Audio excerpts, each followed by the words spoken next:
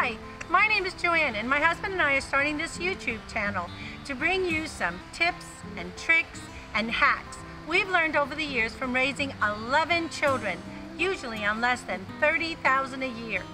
Oh, and yes, they're all my children, single birth, one at a time. 6 girls and 5 boys. Hope you join us on this adventure of living life on less. Here are some small, simple tricks, hacks, and tips to help you save some money. All right, here we go. Tip number 1. Use a cup when you're brushing your teeth. Give each of your children a cup. We're all trying to be conscientious of our resources on the planet. So why not start with water? It's as simple as that. Each child gets their own cup. I got these cups at Walmart. I think they were maybe 5 for $1. And I took a permanent magic marker and wrote my child's name. Each one has their own with their own name on it. Sometimes I'll replace it according to the seasons. 4th of July we'll have 4th of July ones, just to keep it fun. When it's time for them to brush their teeth, they come and they fill their cup.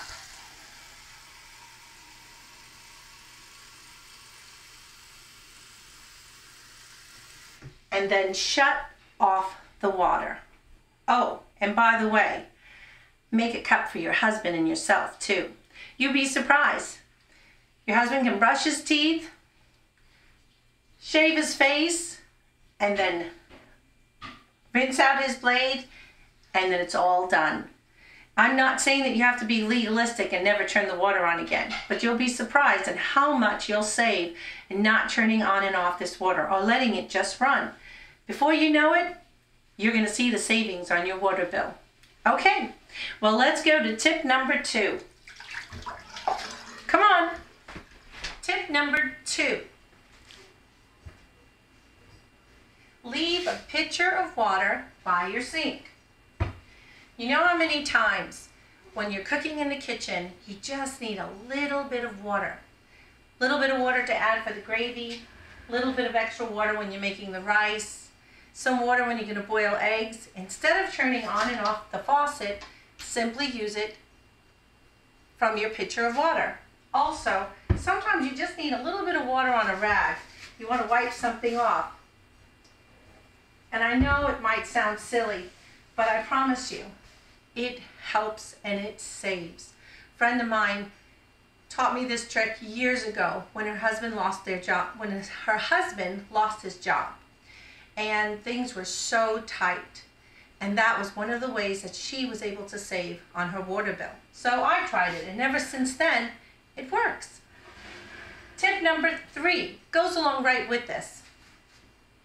Have drinking water available at all times. Now, I use this Brita. This has been in the family for almost 10 years now. It's been great.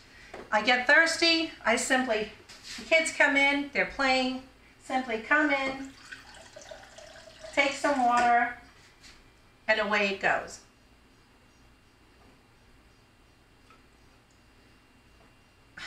And not once did I have to open the faucet. And if it starts getting low again, this is where your pitcher of water comes in. Just simply remove the cap and refill. These are simple tips that can help you too. Well, let's go on. Tip number 4. Cloth napkins. I know it might sound old-fashioned, but with 11 kids at home, and I don't know about you, but my kids just love taking paper towels. So, a friend of mine taught me this years ago. And these are some of my old napkins that I've used. Just simple.